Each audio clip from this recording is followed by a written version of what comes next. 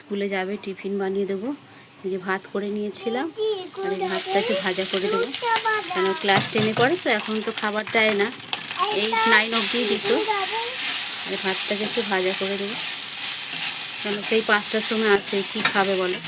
ঘর থেকে যদি একটু কিছু না বানিয়ে দিই, অত বড় মেয়েটা স্কুলে খাবার দেবে কি না, কখন দেবে, যদি বাঁচে তখন দেবে।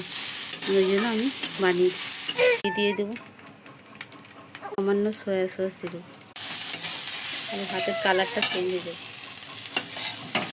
এর জন্য কাশ্মীর লঙ্কা ওরও দেখে খেতে ইচ্ছে করছে, ওরও একটুকুনি দিয়ে দেবো।